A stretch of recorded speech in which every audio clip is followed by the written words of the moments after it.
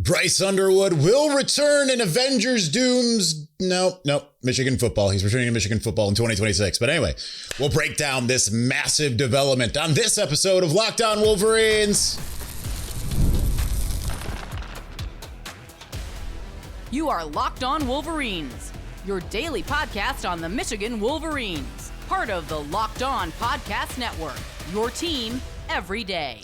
Happy Monday again. This is the third episode of the day. Locked On Wolverines podcast, part of the Locked On Podcast Network, now the #1 sports podcast network. I'm your man on the ground, Isaiah Hole, publisher of Wolverines Wire through USA Today Sports Media Group. Thank you so much to all of our everydayers who watch or listen to the show every single day. Also, big thank you for making us your first listen.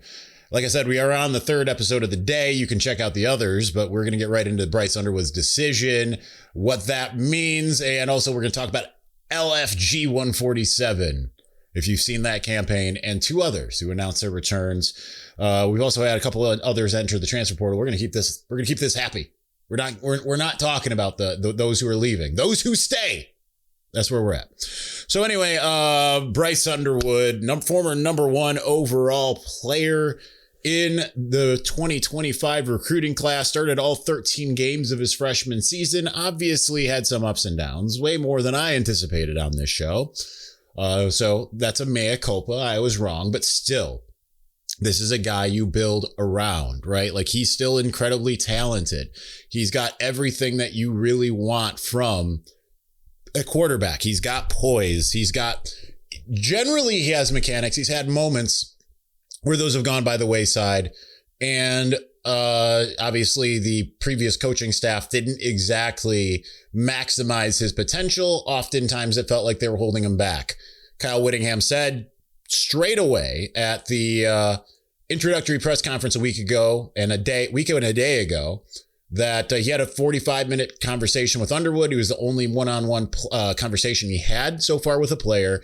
He said on Wake Up Barstool this morning that he felt like an announcement was coming soon. He definitely felt confident, and all of that paid off today with Underwood tweeting, "Yes, he didn't say anything. He just posted a graphic."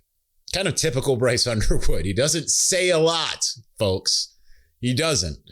But passed for 2,400 yards this past season, ran for over 300. And now he's coming back, sophomore season.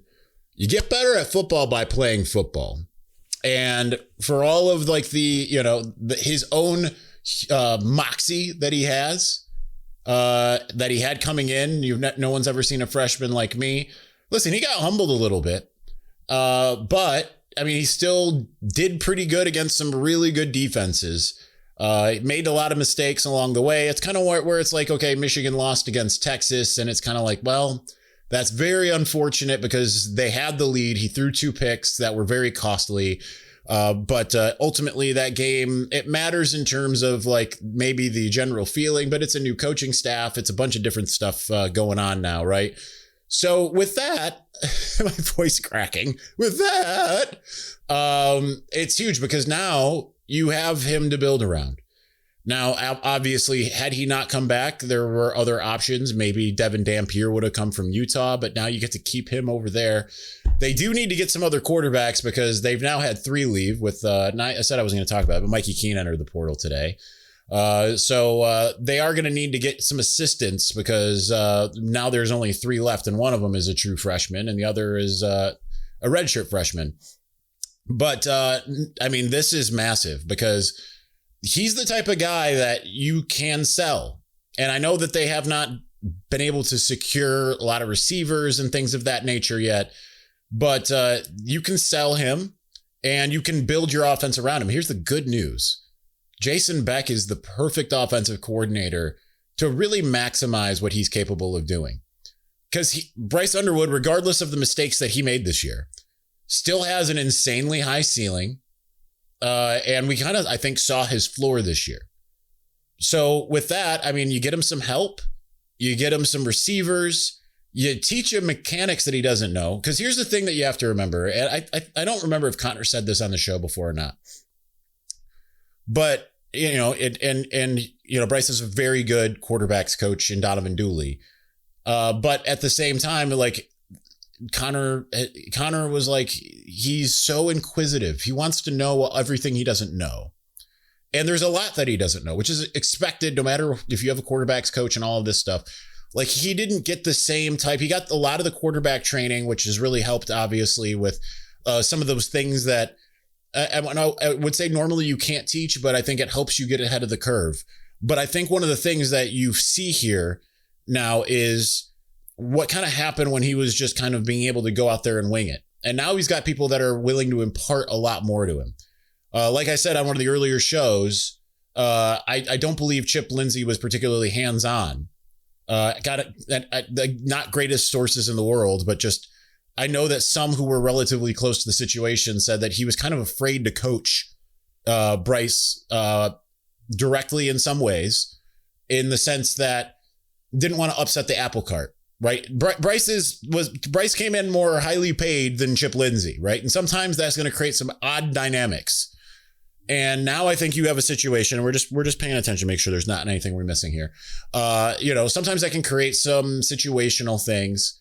And I don't know. I think that now you've got a staff that's like, hey, we're about discipline and accountability. Bryce, you're coming back. You're going to learn how to do things our way, right? The you will become us, we will not become you, mixed with we need to maximize our players' potentials. And I think you're going to see that. So this is huge for Michigan's prospects, and you don't have to start over. You've got the most important piece returning, and no longer are we looking at just like the last year and saying like, well, that was fun to think of all this potential, and now it's not there. And I was never really particularly concerned that he was going to go somewhere else. If you watch or listen to the show, you know that people have asked me, and I'm like, he's not going anywhere. Bryce has been kind of the most important piece to any coaching hire in almost every way. So I'm not surprised, and it's huge news. Where does Michigan go from here with Bryce? Let's get into that, and let's do so here in just a moment. But before we do, Fridays already feel different during basketball season, and FanDuel is making them even better every Friday night. Before the games tip off, FanDuel gives fans a new way to kick off the weekend with NBA Happy Hour. NBA Happy Hour is your official pregame and a limited time window where special offers drop right inside the FanDuel app before the action starts. Fridays from 6 to 7:30 Eastern have become appointment viewing with NBA Happy Hour. Opening the FanDuel app during Happy Hour always brings something new, boost, bonuses, and surprises. It's easy to check the weekly special before tip-off and make a move before the window closes. The timing is perfect, right before the games, right before the weekend starts. It adds extra energy to Friday night basketball without overthinking it. So before tip-off, check the FanDuel app and see what's dropping during NBA Happy Hour. Every Friday from 6 to 7:30 p.m. Eastern, a little basketball, a little action, a whole lot of Friday energy. That's NBA Happy Hour only on FanDuel, the official sportsbook partner of the NBA.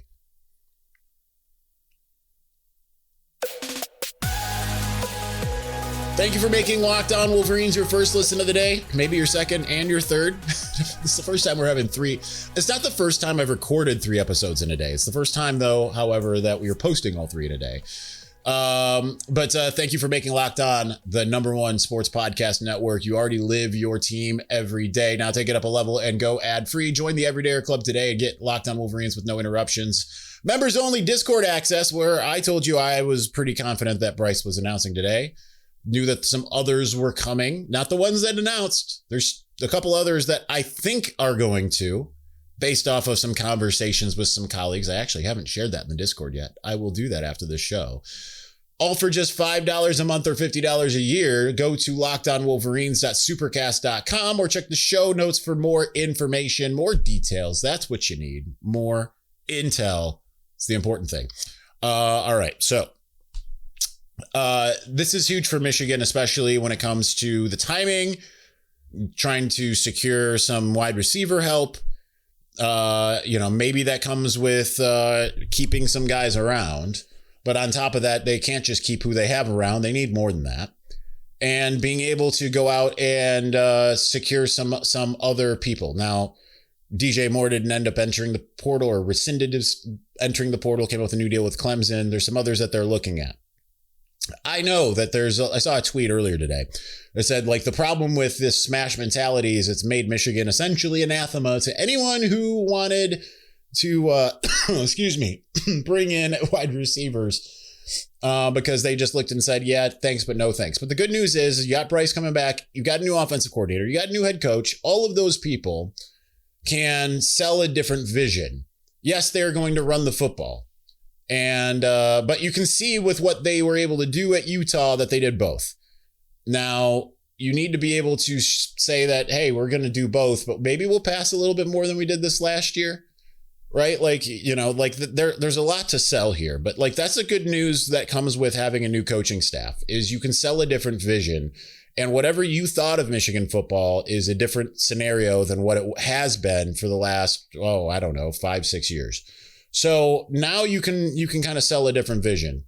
Obviously there was also was it the North Texas guy that they really wanted, the number 3 receiver in the country, and he ended up going elsewhere. I think Oklahoma State following his offensive coordinator, if memory serves. So, like they're going to miss on some guys. You hope you don't find yourself in the Skylar Bell category and then watch him go off for a year. But I think having Bryce secured is huge for the timing and everything. And I think that it's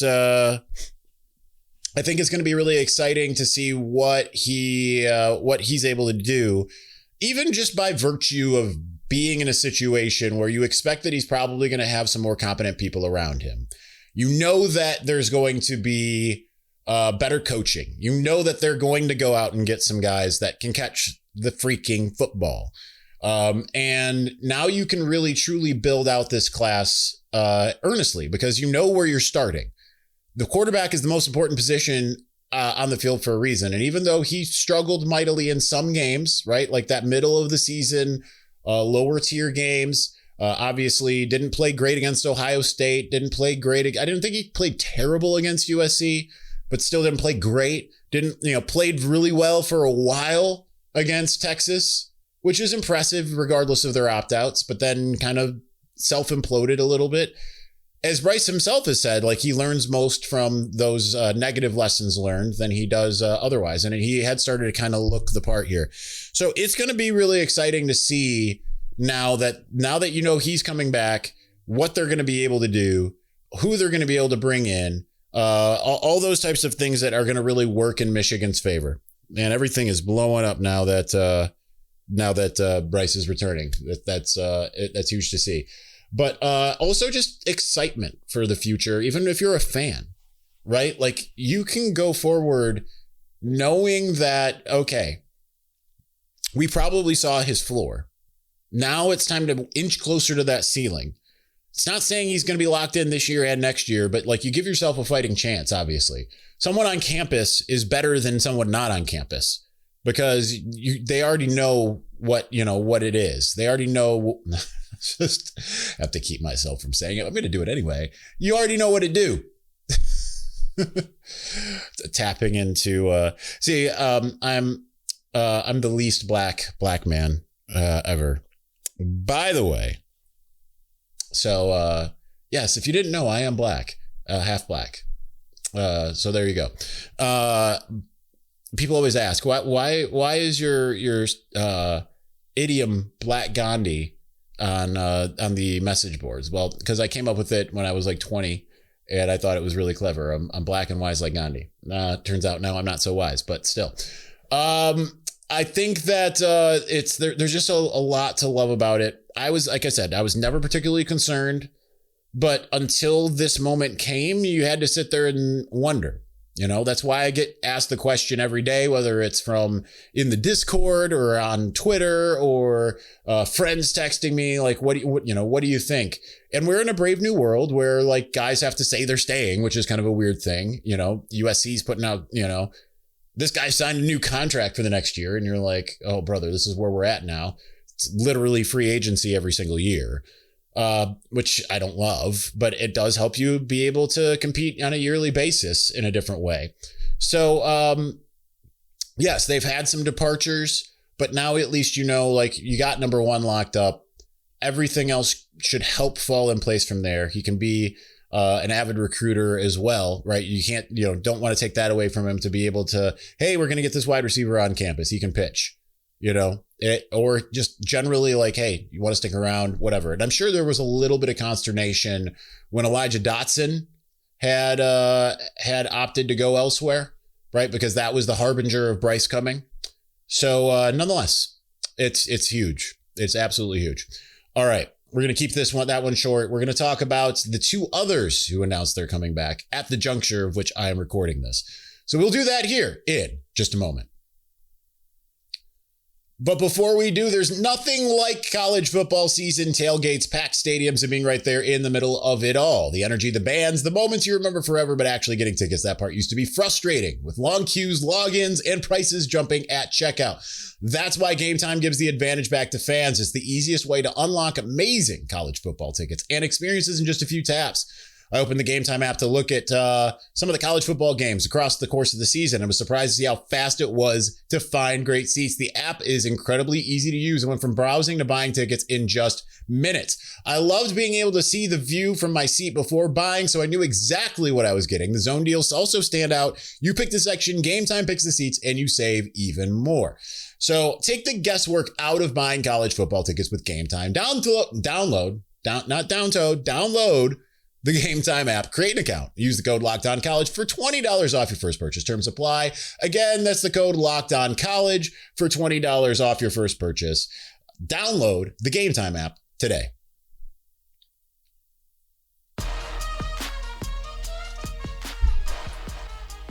Maybe potentially just as important as Bryce Underwood coming back.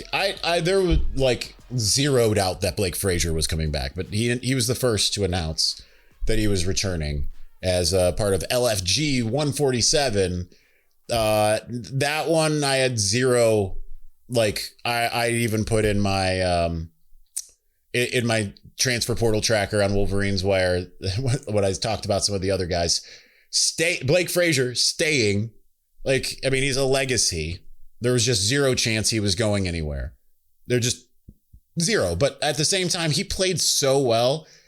You've got your 77. You got your left tackle for the future, right? You know also still what you're building around. And now you're getting into the kind of the time on task where it's like, that's a guy we can build around, right?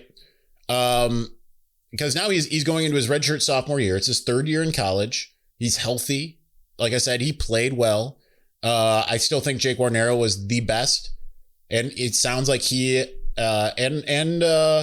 and Sprague open to some of the overtures, according to Josh Henschke, that Michigan's making. I believe that they're back in Ann Arbor, according to Henschke. Go to Mason Blue Review and check out that intel report. I got to give credit where credit's due there.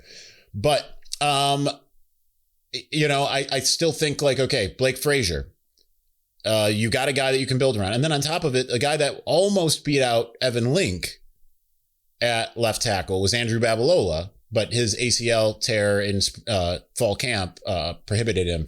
But like he that might not necessarily be as quickly as of a plug and play, right? Like you never know how you're going to react to having a severe injury that you have to rehab forever. Like I haven't weightlifted yet since I broke my hand, for instance. But it's still, if I am roughhousing Missouri or something and I hit it the wrong way, my hand still throbs and I still I can't completely, it looks like I can if you're looking, but I can't fully close my fist, right? And it's been I broke it the day before the Washington game.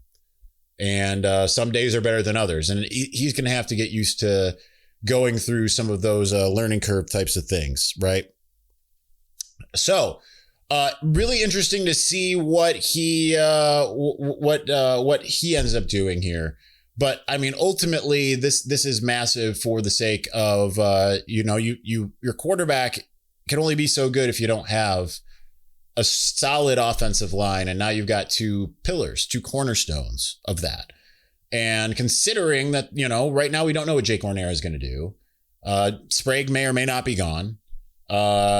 And, other than that, you're sitting there looking and saying hey, Brady Norton still seems like he's around for the moment. Maybe that changes. His experience has been kind of hit or miss thus far at the Power 4 level. But you got to replace left guard. You got to replace center. If Evan Link comes back, he sounds like he'll be inside. And you've got some other places that you can build. But I think that just by virtue of having those cornerstone pieces, having the quarterback, that sets Michigan up for the possibility of really doing well maybe this year, maybe as soon as this year. Just like they went 9-4. Yes, they lost to pretty much every team with not just a pulse, because obviously they beat a couple that had a pulse, but not much more than that, Nebraska and Washington. But, they were in it against Texas team. I honestly, I didn't do a preview show, but if I thought for sure they were going to lose that game. There was no part of me that thought they were going to win that game. And I was kind of convinced by the fourth quarter that I think that they might. And I think just by virtue of having better coaching is going to go a long way. Having your quarterback with another year, because you just generally don't want true freshmen to be starting, right? Like you don't look at freshman Bo Nix and say like, yeah, that's going to lead you somewhere. But you look at elder statesman Bo Nix and you say, all right, yeah, right. Like you didn't see freshman CJ Stroud, but you saw sophomore CJ Stroud and he was incredible.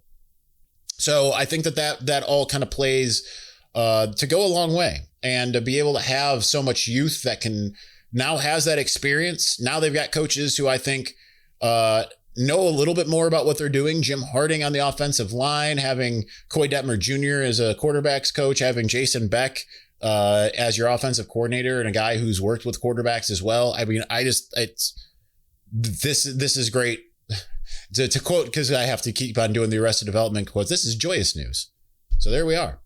All right, that's going to do it for us with this special episode, keeping it short and sweet. So on that terrible disappointment, it's time to end. Thanks for watching. Thanks for listening. We will talk to you again on Tuesday. Peace.